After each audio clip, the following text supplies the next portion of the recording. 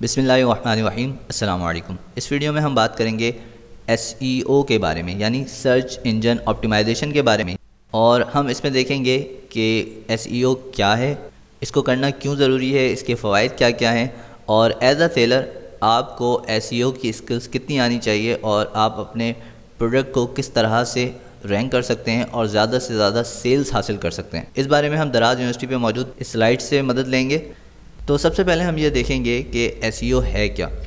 तो basically SEO एक तरह का प्रोसेस है जिसके करने से एक ऑर्गेनिक ट्रैफिक जनरेट होती है, यानी कि बगैर किसी एडवर्टाइजमेंट के ट्रैफिक आपके प्रोडक्ट पेज पे आती है और उससे सेल्स जनरेट होती है। यानी कि जैसे कि आप गूगल पे कुछ सर्च करते हैं तो आपके सामने दो तरह का रिज़ल्ट शो होता है। एक रिज़ल्ट वो होता है जो कि पेड होता है, यानी कि एड्स आ रहे होते हैं, और दूसरे वो रिज़ल्ट्स होते हैं जो कि ऑर्गेनिक होते हैं, मतलब उनकी रैंकिंग हुई हुई होती है SEO के थ्रू। और ई कॉमर्स में SEO जो है बहुत इंपॉर्टेंट होता है, क्योंकि आप जितना ज़्यादा हायर रैंक करते हैं उतना ज़्यादा ट्रैफिक जनरेट होता है और उतनी ज़्यादा सेल्स जनरेट होती है। जब आप गूगल पे कुछ भी सर्च करते हैं तो आपके सामने मल्टीपल पेजेस आते हैं, और एक स्टडी ये बताती है कि जितने भी लोग गूगल पे कुछ सर्च करते हैं उनमें से 4.8% ऐसे लोग होते हैं जो दूसरे पेज तक जाते हैं, जबकि 1.1% ऐसे लोग होते हैं जो उसके बाद तीसरे पेज तक जाते हैं, और उसके बाद इससे भी कम होता चला जाता है ट्रैफिक। लिहाजा आपके लिए ज़रूरी है कि आप फर्स्ट पेज पे रैंक करें और ज़्यादा से ज़्यादा ट्रैफिक गेन करें और ज़्यादा से ज़्यादा सेल जनरेट करें। ई कॉमर्स SEO की काफ़ी स्ट्रेटजीज़ मौजूद हैं जो कि दराज यूज़ करता है ताकि वो अपनी वेबसाइट को रैंक रख सके, अपनी वेबसाइट की सर्च इंजन ऑप्टिमाइजेशन को इम्प्रूव कर सके। बहुत से ऐसी स्ट्रेटजीज़ हैं जो आम सेलर्स को नहीं मालूम होती या बहुत से एक्सपर्ट सेलर्स को भी नहीं मालूम होंगी, लेकिन उनमें से मोस्ट बेसिक टेक्निक्स और स्ट्रेटजीज़ ये हैं: on page SEO, of page SEO, Meta title, unique content, keyword density, heading tags, page speed, internal links. लेकिन दराज यहाँ पे ये कह रहा है कि ये सारी वो स्ट्रेटजीज़ हैं जो दराज के एक्सपर्ट टीम यूज़ कर रही होती है, दराज की एक्सपर्ट टीम यूज़ कर रही होती है ताकि वो दराज की वेबसाइट की रैंकिंग को हाई रख सके और दराज की SEO को इम्प्रूव कर सके। अब हम ये देखेंगे कि एक सेलर की हैसियत से हम SEO कैसे प्रैक्टिस कर सकते हैं और SEO को यूज़ करते हुए अपने प्रोडक्ट को किस तरह से रैंक कर सकते हैं। तो पहले तो सवाल ये पैदा होता है कि हम अपने प्रोडक्ट की ऑप्टिमाइजेशन क्यों करें। तो याद रखें, जो प्रोडक्ट पेज सबसे ज़्यादा ऑप्टिमाइज होता है वो प्रोडक्ट सबसे ज़्यादा रैंक्ड होता है, उस पर सबसे ज़्यादा ट्रैफिक आ रहा होता है और उसके ही पास सबसे ज़्यादा सेल्स जनरेट हो रही होती है और उसे ही रिटर्निंग बायर्स मिल रहे होते हैं बार बार, और उसके पास एक फेयर चांस होता है कि वो गूगल फीचर्ड स्निपेट्स का हिस्सा बन सके।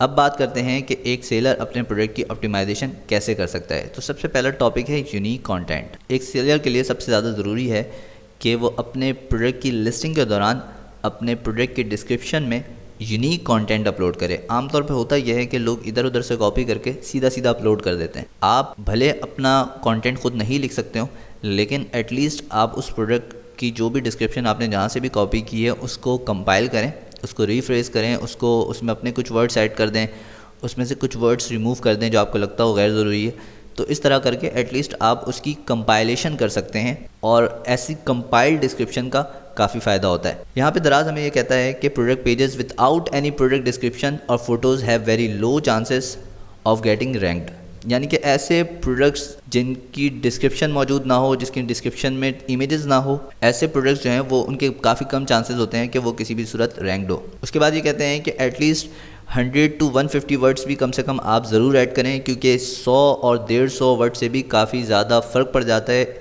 इन टर्म्स ऑफ रैंकिंग में। तो आपके लिए लाजमी है कि कम से कम भी 100 से 150 वर्ड्स अपने प्रोडक्ट डिस्क्रिप्शन में लाजमी ऐड करें, और अपने प्रोडक्ट डिस्क्रिप्शन में कोशिश करें कि फ़ोटोज़ भी आप ऐड करें। यहाँ पे दो बातें अहम हैं। जब आप डिस्क्रिप्शन में फ़ोटो ऐड कर रहे हो तो ये ना करें कि कहीं से आपने गूगल से आपने राइट क्लिक किया, कॉपी किया और आके डिस्क्रिप्शन में पेस्ट कर दिया। इससे होगा ये कि एक एक्सटर्नल लिंक जनरेट होकर आपकी डिस्क्रिप्शन में ऐड हो जाएगा, जो कि एक बैड इम्पैक्ट होता है आपकी SEO के लिए। वो आपके SEO को ख़राब कर देता है, वो आपकी लिस्टिंग को ख़राब कर देता है। तो आपके लिए ज़रूरी है कि आप पहले तस्वीर को डाउनलोड करें, उसको रीनेम करें, जो प्रोडक्ट का नाम है वही नाम लिखें, और उसके बाद उस प्रोडक्ट की तस्वीर को बाकायदा डिस्क्रिप्शन में अपलोड करें। तो इस तरह कोई भी एक्सटर्नल लिंक आपकी डिस्क्रिप्शन में शामिल नहीं होगा। इसके बाद सबसे अहम पॉइंट है कीवर्ड डेंसिटी। सबसे पहले तो आपके लिए ज़रूरी है कि आप कीवर्ड सर्च करें कि सबसे ज़्यादा सर्चिंग क्या हो रही है। इस बारे में हमारे इस चैनल पे कीवर्ड रिसर्च के नाम से एक वीडियो मौजूद है, आप वो देख लें। वो बेसिक सी एक वीडियो है। इस वक्त दराज के लिए कोई भी कीवर्ड रिसर्च टूल मौजूद नहीं है, लिहाजा आपको उस वीडियो को देख के यह आइडिया हो जाएगा कि बेसिकली हम कीवर्ड किस तरह से सर्च कर सकते हैं। तो उन कीवर्ड्स को आप सर्च कर लें, उसके बाद उसे अपने डिस्क्रिप्शन में, अपने टाइटल में ऐड करें। कीवर्ड डेंसिटी को ये एक्सप्लेन करते हुए कहते हैं, कीवर्ड डेंसिटी का ये मतलब होता है कि अगर आपके डिस्क्रिप्शन में 100 वर्ड्स हैं, कैरेक्टर नहीं वर्ड्स हैं, 100 वर्ड्स में से 10 वर्ड्स वो हैं जो कि आपके कीवर्ड्स हैं, तो दैट्स मीन कि आपके जो कीवर्ड डेंसिटी बनेगी वो 10% बनेगी। दराज ये कहता है कि सेलर्स को चाहिए कि वो 1 से 2% तक कीवर्ड डेंसिटी को मेंटेन रखें फॉर गुड प्रैक्टिस, क्योंकि अगर आप बहुत ज़्यादा कीवर्ड्स ऐड कर देते हैं अपने डिस्क्रिप्शन वगैरह में तो ये कीवर्ड स्नूफिंग की तरफ चला जाता है, जो कि एक बैड टर्म है एसईओ की दुनिया में। तो अगर आपके प्रोडक्ट का डिस्क्रिप्शन 150 वर्ड्स पे मुश्तमिल है तो आप 3 से 4 दफ़ा उसमें कीवर्ड्स ऐड करें अपने, ताकि आपका जो कीवर्ड डेंसिटी है वो मेंटेन रहे। इसके बाद ये कहते हैं कि एक्सटर्नल लिंक्स के बारे में मैंने अभी बताया। इमेज के बारे में यहाँ पे ये बता रहे हैं डिस्क्रिप्शन के बारे में। सम टाइम ऐसा होता है कि लोग इधर उधर से कॉपी करते हैं डिस्क्रिप्शन, और उन डिस्क्रिप्शंस में एक्सटर्नल लिंक्स मौजूद होते हैं जो कि आके आपके डिस्क्रिप्शंस में ऐड हो जाते हैं। इन्होंने एक मिसाल दी जिस तरह से अक्सर इन्होंने ये देखा है, मोबाइल से रिलेटेड जो भी प्रोडक्ट्स अपलोड होता है या मोबाइल जो भी लोग अपलोड करते हैं वो डिस्क्रिप्शन whatmobile.com या इस तरह की साइट से उठा के पेस्ट कर देते हैं और उसमें कोई ना कोई लिंक ऐड हो जाता है। जैसे कि यहाँ पे इन्होंने एग्जांपल भी दी हुई है, यहाँ पे सैमसंग लिखा हुआ है और उसके अंदर सैमसंग के पीछे एक लिंक, एक्सटर्नल लिंक एडेड है, जो कि एक बैड इम्पैक्ट पड़ता है एसईओ पे। तो दराज ये कहता है कि आपको डिस्क्रिप्शन कॉपी करते वक्त इस बात का ख्याल रखना है कि आप इस तरह के एक्सटर्नल लिंक को रिमूव कर दें, वरना आपके प्रोडक्ट की जो रैंकिंग है वो डाउन हो जाएगी या डाउन होने लगेगी। इसके बाद है फ्रीक्वेंट इंगेजमेंट। दराज कहता है कि engagement is very important when it comes to SEO. जब एसईओ की बात आती है तो इंगेजमेंट एक बहुत अहम ज़रिया है अपनी रैंकिंग को इम्प्रूव करने का।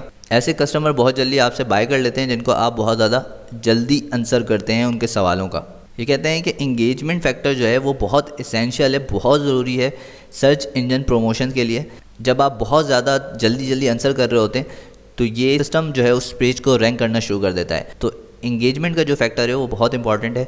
इंगेजमेंट दराज पे 2 तरह से हो रही होती है, एक रिव्यूज़ के तहत हो रही होती है और एक जो आपका Q&A होता है या FAQ का जो प्रोडक्ट का सेक्शन होता है वो इंगेजमेंट सेक्शन में काउंट होता है। तो ये कुछ फैक्टर्स हैं जिनके बिहाफ पे आपके प्रोडक्ट की रैंकिंग हो सकती है।